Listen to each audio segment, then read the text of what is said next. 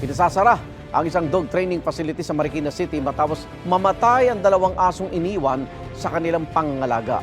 Bukod sa hindi ito rehistrado, may tuturing din daw na red flag ang pagpapaiwan nila sa mga tinetrain na aso. Yan ang unang balita ni Katrina Son.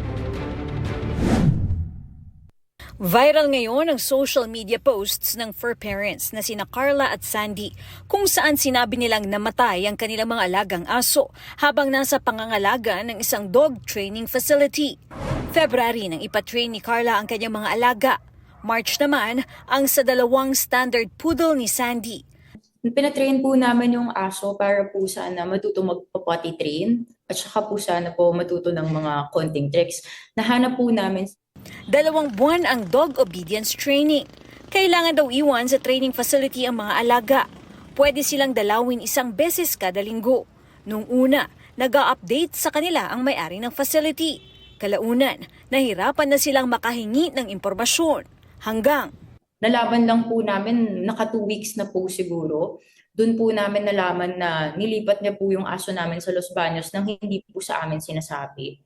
ang training hanggang April 20 lang dapat sa mga aso ni Carla at hanggang May 6 ang kay Sandy. Pero panay raw ang hiling ng extension ng may-ari ng pasilidad.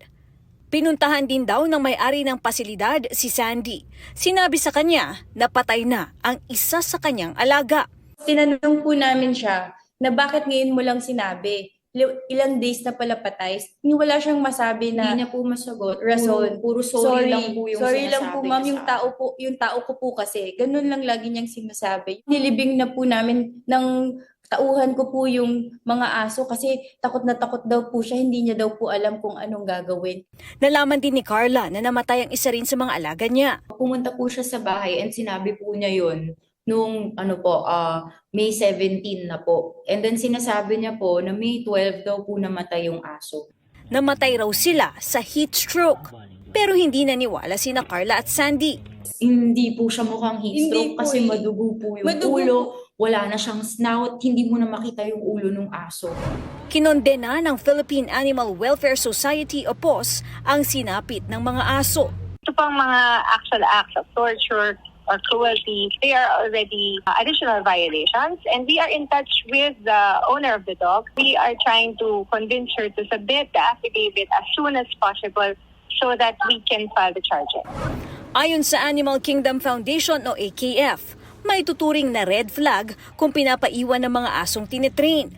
Dapat daw kasama ang owner para alam mismo kung paano i-execute ang mga command. Masakit din po, I think, when we heard about the narrative, kung paano nangyari yon, mas shocking, kasi hindi siya basta-bastang facility, it's an animal facility, actually it's a training facility. Nakausap daw ng PAWS ang Bureau of Animal Industry na saklaw ang mga pet training facility at nadiskubre nila. Hindi sila registered with the Bureau of Animal Industry, so technically they are already in violation of the Animal Welfare Act. Dahil dito, hiniling ng PAWS sa Marikina LGU na agad ipasara ang naturang facility. Planong maghain ng reklamo sina Carla at Sandy kaugnay sa sinapit ng kanilang mga alaga. Sinubukan naming kuhanin ang panig ng training facility pero sarado ito at hindi rin sinasagot ang aming tawag. Ito ang unang balita. Katrina Son para sa GMA Integrated News. Igan, mauna ka sa mga balita, mag-subscribe na sa GMA Integrated News sa YouTube para sa iba't ibang ulat sa ating bansa.